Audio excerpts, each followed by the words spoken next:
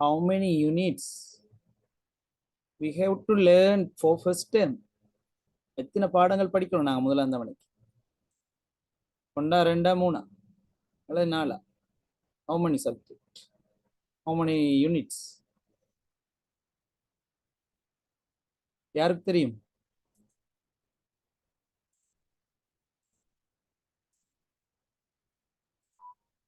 Who can? Very good. Yunus. 3 subject படிக்கணும். 3 subject we have to learn for first term. Okay. Let's going to discuss first term examination paper. முதலாம் தவணைக்கு ஒரு paper ஒன்று நாங்கள் discuss பண்ண போறோம். அதில் உங்களுக்கு சந்தேகங்கள் இருந்தால் கேட்கலாம். If you have any doubt, you can discuss with me. Okay. Then let's move to the paper. Okay.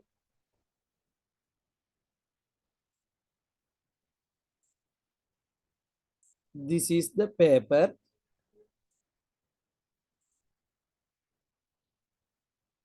Let's go to the part 1. முதலாம் பகுதியை நாங்கள் ஃபர்ஸ்ட்டுக்கு டிஸ்கஸ் பண்ண போகிறோம். சரி, நான் கேட்கும்போது நீங்கள் ஆன்சர் பண்ணணும். அதே நேரம் கொப்பியெல்லாம் வச்சுக்கொள்ளணும். கடைசி கேள்வி தருவேன், இதில் இருந்து அதுக்கு நீங்கள் எழுதணும். Okay, please keep with your text book and exercise book and pencil and pen. Okay, first term examination. I think this is the first ever science examination for you. அதாவது நீங்க எழுத போற முதலாவதான சயின்ஸ் பேப்பர் இதுதான் பிள்ளைகள். அப்படித்தானே அஃபார்? அப்படியா? இதுக்கு முன்னாடி சயின்ஸ் பேப்பர் எழுதிருக்கீங்களா? சயின்ஸ் பேப்பர் ஒன்று எழுதிருக்கீங்களா எக்ஸாம்ல? அஃபார், நான் பேசும்போது நீங்க பேசணும். இல்ல சார். ஓகே. அப்ப நாங்க இந்த பேப்பர் ஃபர்ஸ்ட் டைம் செய்ய போற பேப்பரை நாங்க நல்லா செய்யணும். அப்பதான் எங்க அந்த பயணத்தை சிறப்பாக கொண்டு போகலாம். சரியா? ஃபர்ஸ்ட் இஸ் பெஸ்ட் அந்த நிலைமைக்கு வரும். Okay okay. முதலாவது நாங்க எம்சிக்யூ பார்ட் 1 சொல்றோம். சரியா? பார்ட் 1 நாங்க பார்க்க போறோம். மிகச் சரியான விடையின் கீழ் கோடிடுக. Underline the most suitable answer. How call the organisms that cannot be seen by naked eye? வெற்றுக்கண்ணால் பார்க்க முடியாத மிகச்சிறிய அங்கிகள் அழைக்கப்படுவது எவ்வாறு? எவ்வாறு அழைப்போம்? சொல்லுங்க.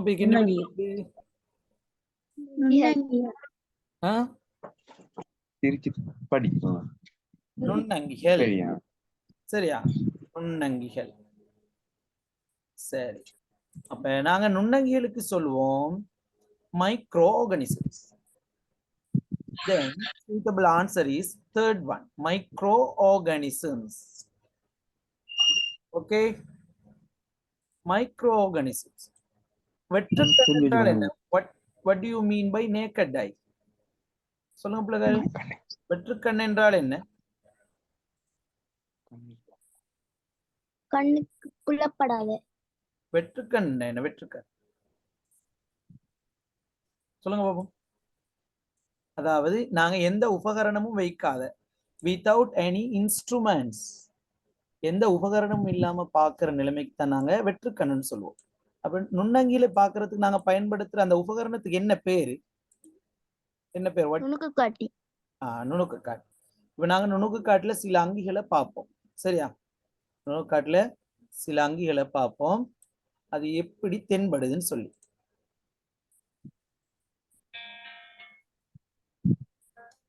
சரி, இதான் நுணுக்கு காட்டி. This is microscope, light microscope. இதுக்கு பெரமீசியம். This is பெரமீசியம். பெரமீசியம் என்ற நுண்ணங்கி தான் இது. பாருங்க, இதை നിങ്ങൾക്ക് வெற்றுக்கண்ணால் பார்க்க முடியாது. கிட்டத்தட்ட 1000 மடங்கு உருப்பெருக்கப்பட்ட ஒரு நுண்ணங்கி. 1000 மடங்கு.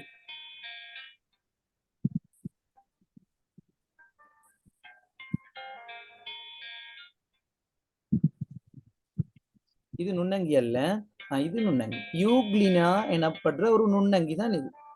சரி, இதுவும் 1000 மடங்கு 1000 times magnified.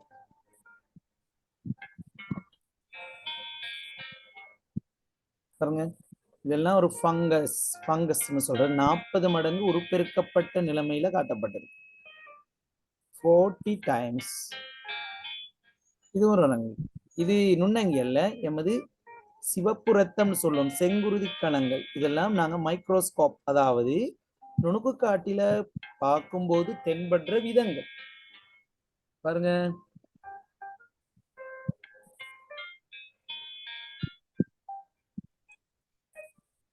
பாக்டீரியா. பிள்ளைங்க நீங்க பாக்டீரியா கேள்விப்பட்டிருக்கீங்களா? பாக்டீரியா. இது பாக்டீரியா அல்ல.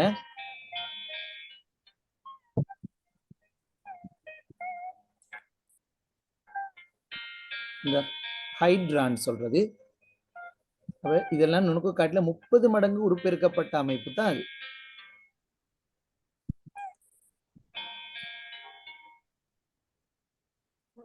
ஸ்பைரோகைரா எனப்படும் ஒரு நுண்ணங்கி. பாருங்க, அப்ப நுண்ணங்கிகளை எங்களுக்கு we can observe the microorganisms with only microscope.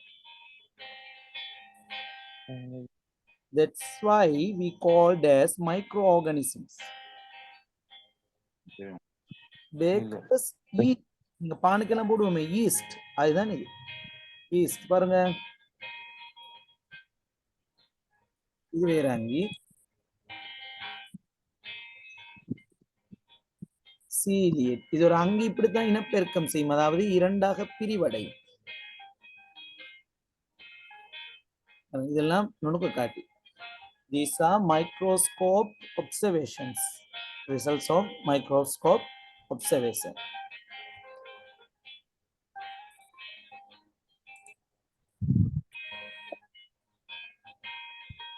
சரி, இது மைக்ரோஸ்கோப்ல பார்த்தது. யூக்ளினா ஒன்று போகுது, எங்களோட ரத்தத்துக்குள்ள போற ஒரு நுண்ணங்கி. பாருங்க, இரத்த களங்கள், சிவப்பு ரத்தத்துக்குள்ள போற ஒரு யூக்ளினா. யூக்ளினா கிளமிடோமோனஸ்.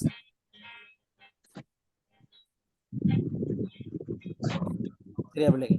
இதெல்லாம் நுணுக்கு காட்டியின் மூலம் அவதானித்தது. தோசா மைக்ரோஸ்கோப் ஒப்சர்வேஷன்ஸ். சரி, அப்ப நாங்க முதலாவது கேள்வி இப்ப பார்த்தோம். முதலாவது கேள்விய இப்ப பார்த்தோம். முதலாவது கேள்வி சரி. இப்ப நாங்க ரெண்டாவது கேள்விக்கு போறோம். சரி, இப்ப நீங்க ரெண்டாவது கேள்வி எடுங்க.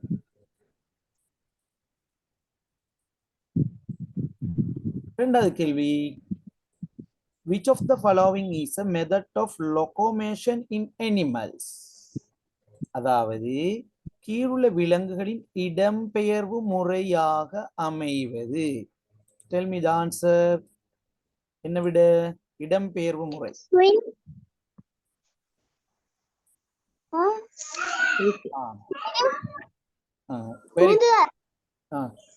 Feet, fins, wings, swim. இதுல என்ன வரும்? எது வரும் சொல்லுங்க. நாங்க பார்த்தோம் ஃபர்ஸ்ட்க்கே.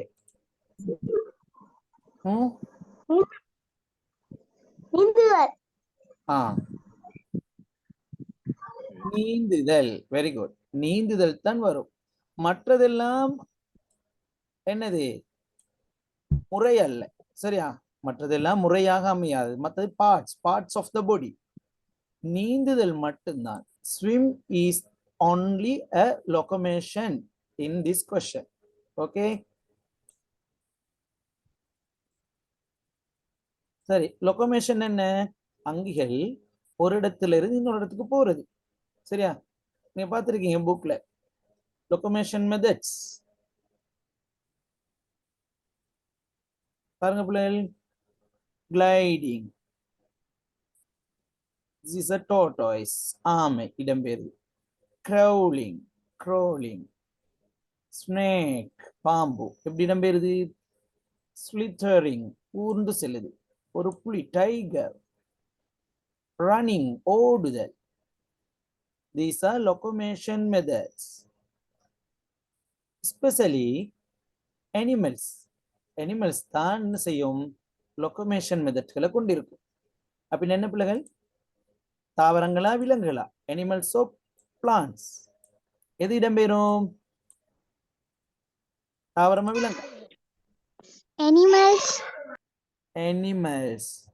அனிமல்ஸ் தான் இடம்பெயரும். ஓகே, லொகமேஷன். இப்ப நாங்க அடுத்து பார்க்க போறோம் திணிவை அளக்கும் சர்வதேச அலகு, which is the international unit of measuring weight. International unit means this unit is accepted all the world. முழு உலகத்தால் ஏற்றுக்கொள்ளப்பட்டது. எல்லா நாடு, all the countries have accepted these units. திணிவை அளக்கும் சர்வதேச அலகு யாருக்கு சொல்லலும்? திணிவை அளக்கும் சர்வதேச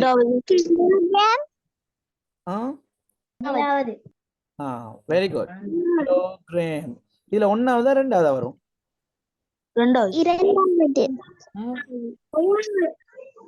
இங்க பாருங்க, இது இங்கிலீஷ் கிலோகிராம்.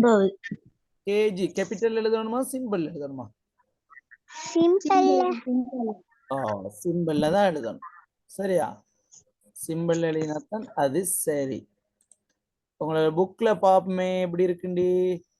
புக்ல பாத்தீங்களா? எப்படி இருக்கு கிலோகிராம்? இன்டர்நேஷனல் யூனிட் ஆஃப் ரெண்டுமே simple எழுதணுமா கேபிட்டல்லையா? Simple letter. Okay, have to write in simple letter. Then, which is the correct answer? First or third? ஒன்னாவதா நாலாவதா? சரி, இதுல ரெண்டாவதா?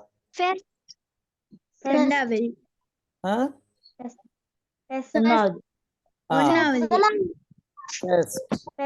one is the correct answer. Okay, first. Then let's move to the next question. Okay, 25 milliliter of the water is collected into various vessels like showed in the picture. What is the conclusion? இந்த குழாய்கள்ல இந்த படத்தில் காட்டப்பட்டுள்ளது போல இந்த பாத்திரத்துல திரவத்தை சேமித்து வச்சிருக்கு. இதுல இருந்து எங்களுக்கு என்ன முடிவுக்கு வரலாம்? What is the conclusion? Tell me. பாசி சொல்லுங்க பாப்போம்.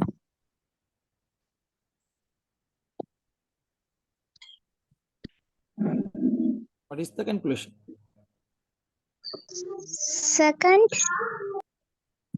Second. அடுத்த சொல்லுங்க பாப்போம். ரெண்டாவது. அப்ப அதாவது பார்த்திருப்பீங்க உங்களோட புக்ல ஒரு அட்டவணை இருக்கு, table. You can see a table in your book. Liquid, திரவம் has the shape of the container. அதாவது நாங்க எந்த பாத்திரத்துல ஊத்துறோமோ அந்த பாத்திரத்துக்கு வரும். சரியா? நீர் எடுத்து ஒரு கப்ல ஊத்தினா கப்ட வடிவத்துக்கு வரும், கிளாஸ்ல ஊத்தினா கிளாஸ்ட வடிவத்துக்கு வரும். சரியா பிள்ளைகள்? அதே போல வால்யூம் எப்படின்னா லிக்விட்ற வால்யூம். சரி, அங்க பாருங்க, லிக்விட்ற volume has a definite volume. 1 litre தண்ணி எடுத்து நாங்க ஒரு கிளாஸ்ல ஊத்தினாலும் 1 லிட்டர் தான். அதே தண்ணி எடுத்து ஒரு பொட்டில்ல ஊத்தினா எத்தனை லிட்டர் வரும் பிள்ளைகள்? 1 லிட்டர் தண்ணி இருக்கு கிளாஸ்ல, அதை எடுத்து நாங்க ஒரு பாட்டில்ல ஊத்தினா எவ்வளவு வரும்? 1 லிட்டர். வெரி குட், 1 லிட்டர் தான் வரும். அதனால has a definite volume, திட்டமான கனவளவு உண்டு. ஆகவே liquids have definite shape, liquid has shape of ஆகவே இதுக்கு எத்தனை விட? ஃபோர்த் ஒன்னுக்கு, நாலாவதுக்கு செகண்ட். திரவங்கள் எடுக்கும் பாத்திரத்தின் வடிவத்தை எடுத்துக்கொள்ளும். சரியா பிள்ளைகள்? திரவங்கள் எடுக்கும் பாத்திரத்தின் வடிவத்தை எடுத்துக்கொள்ளும். Liquids take the shape of the vessel. Okay, let's move next question. Which water has the lowest amount of saline or salt? எந்த நீர்ல குறைந்தளவான உப்பு இருக்கு? உவர்திறன் குறைந்த நீர் எது? ஆன்சர் நன்னீர். நன்னீர். நன்னீர். Fresh water. Very good. Fresh water. Which one is the type of water according to the ways of which water is? Okay. இது சரி. நான் சொன்ன fresh water இது மேல உள்ளது. Okay. Highest amount of saline water. அதுக்கு என்ன பேர்? Which water has the highest amount of saline or salt? Marine water. Very good. அதாவது எந்த நீர்ல கூடுதலான உப்பு காணப்படும்? உவர்திறன் கூடிய நீருக்கு எப்படி சொல்லுவோம்? உவர்நீர். உவர்நீர். Very good. உவர்நீர். பெறப்படும் மூலங்களுக்கு ஏற்ப நீரின் ஒரு வகையாக அமைவது. நீரின் மூலங்கள் நீங்க படிச்சிருக்கீங்க. படிச்சிட்டீங்களா? நீரின் மூலங்களுக்கு ஏற்ப நீரை 3 வகையாக பிரிக்கலாம். நிலக்கீழ் நீர், நிலக்கீழ் நீர், படிவீழ்ச்சி, மேற்பரப்பு நீர். மேற்பரப்பு நீர். 3 வகையான நீர்: படிவீழ்ச்சி, மேற்பரப்பு நீர், நிலக்கீழ் நீர். சரியா? இந்த 3 வகையை அடிப்படையாக கொண்டுதான் நாங்க அந்த கேள்விக்கு விட எழுதணும். சரியா? Precipitation, surface water, ground water. Okay. Then what is the answer? Which one is a type of water according to the ways in which water exists? What is the answer for 6th one? ஆராய்க்கு என்ன விட? 3 வகையான நீரிலும் நிலக்கீழ் நீர். நிலக்கீழ் நீர். Very good. நிலக்கீழ் நீர். அப்படின்னு சொன்னால் underground water. Okay. Underground water. Then precipitation, surface water, ground water. 3 இருக்கு. படிவீழ்ச்சி, மேற்பரப்பு நீர், நிலக்கீழ் நீர். நிலக்கீழ் நீர் 3 வகையாக இருக்கு. சரி, இப்ப நாங்க டைப்ஸ் ஆஃப் வாட்டர் ஒன்று பார்த்துட்டு வருவோம்.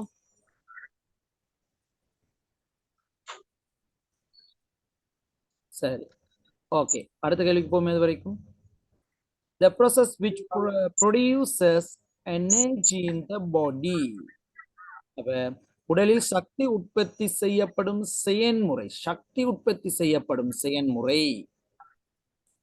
Respiration. Very good. ரெஸ்பிரேஷன்.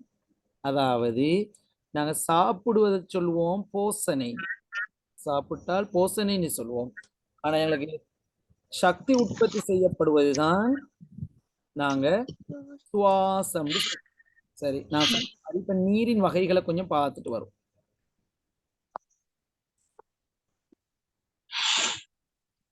பாருங்க பிள்ளைகள், இதுல 2 பேர் டிஸ்கஸ் பண்றாங்க. இந்த பொடியை நிக்கிறான் ஒரு ஆத்துல. சரியா? அது என்ன water? which type of water? underground water, surface water, precipitation? மேற்பரப்பு நீர். Very good. மேற்பரப்பு நீர். surface water. surface water. இப்ப ஊற்றொண்டு வருது, ஆத்துல வந்து சேருது தண்ணி.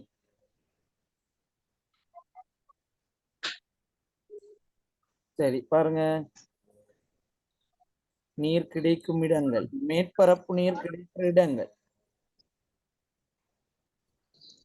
ஆறுகள், குளங்கள், ஊற்றுகள், ஓடைகள், ஸ்பிரிங், ஸ்ட்ரீம், ரிவர், லேக், சீ, ஓஷன்.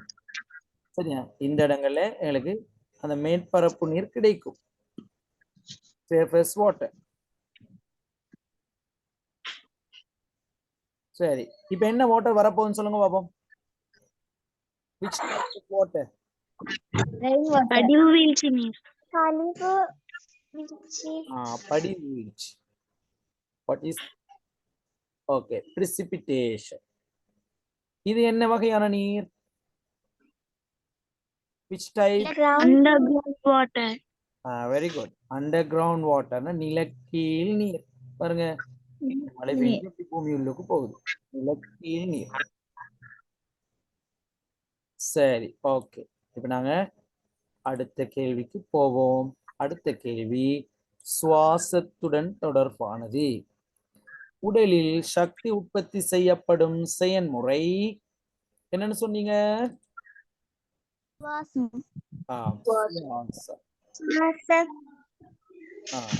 அப்ப நாங்க அப்ப உணவுப் பொருட்களை உள்ளெடுக்கும் செயற்பாடுக்கு தான் பேர் என்ன? உணவுப் பொருட்களை உள்ளெடுத்து அதுக்கு என்ன சொல்லுவோம்? போசனை. சரியா? போசனை. சரியா? தாவரங்கள் தமக்கு தேவையான உணவை பெற்றுக்கொள்ற அந்த முறைக்கு என்ன பேரு?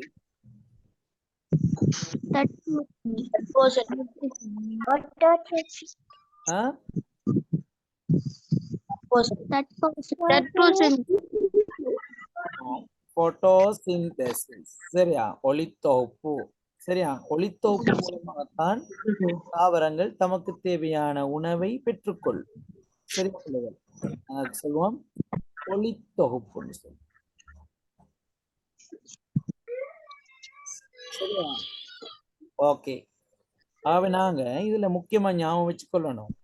You have to remember.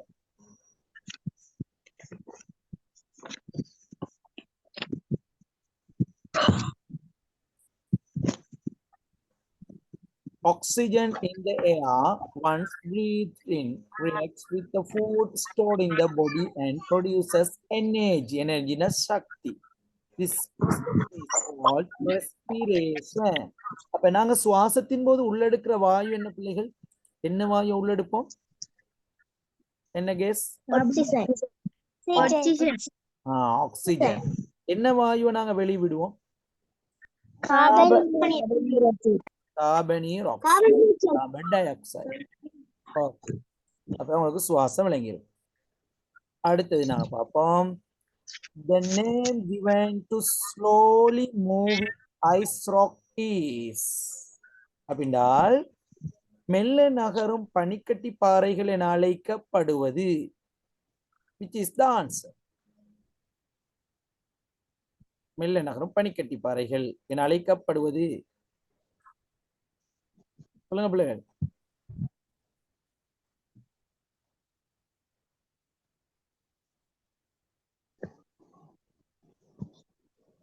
மெல்ல நகரும் பனிக்கட்டி பாறைகள். Which is the answer? The name given slowly moving ice rock is. Who can tell the answer? Right answer. என்ன ஆன்சர் வரும்?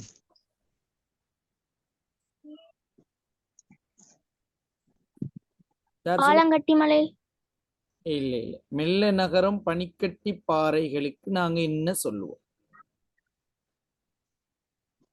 நல்லா பாருங்க.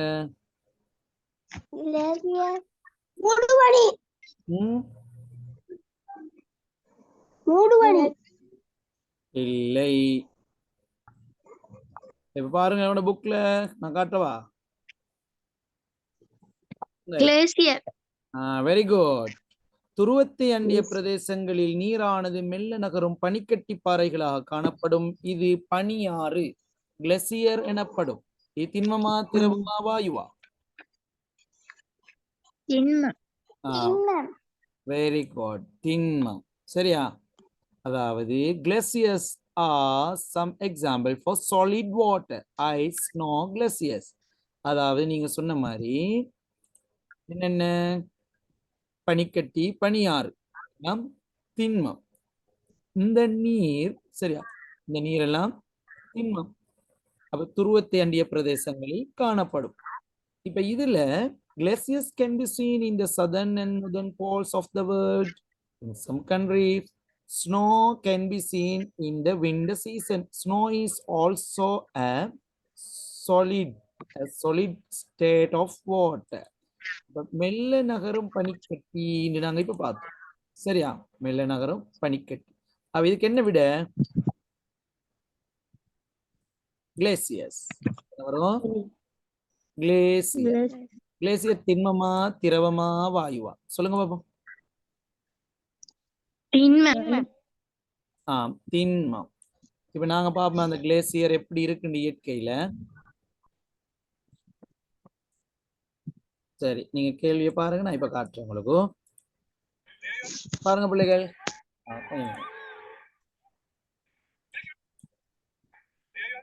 பிள்ளைங்கதா, can you see?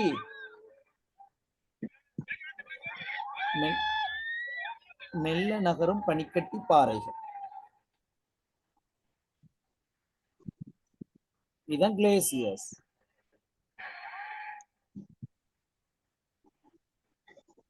திண்மமா இருந்தது திரவமாகுது. Solid turn into liquid. பாருங்க, திண்மம் solid slowly move.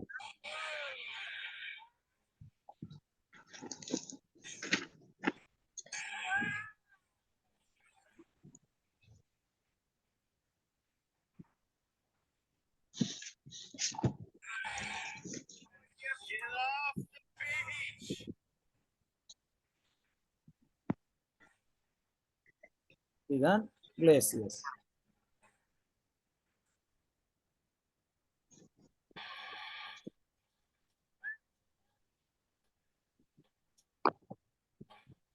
பனிக்கட்டி பாறைகளை பாருங்க. Glaciers, solid states, liquid state is water. Glacier.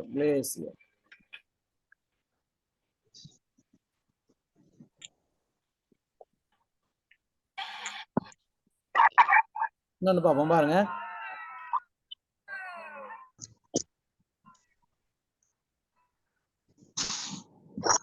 பனிக்கட்டி பாறையெல்லாம் உடைஞ்சு போகும்.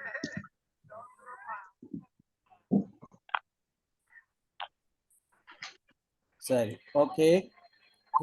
அடுத்த கேள்விக்கு போறோம். Let's move to next question. நீருள்ளவற்றுள் நொறுங்கும் தன்மையுடைய பதார்த்தம். தட்டினா நொறுங்கணும். என்னது அது? தட்டினா நொறுங்கணும். பிளாஸ்டிக் இதெல்லாம் நொறுங்குமா? இல்ல. Which of the following has rings called diamond, gold, plastic? Which is the correct answer? Very good. Coal. Coal சொன்னால் கரி. சரியா பிள்ளை? ஓகே.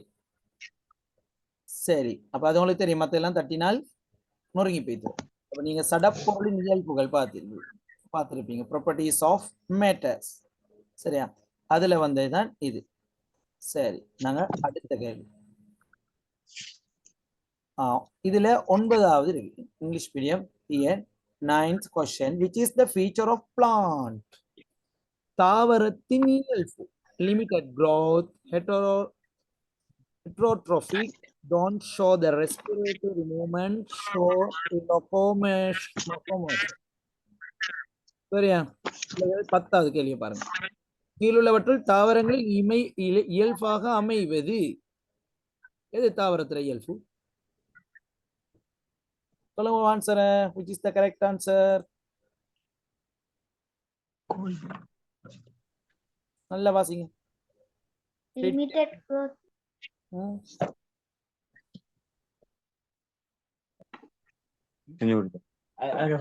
சுவாச அசைவை நல்ல வாசி சொல்லு.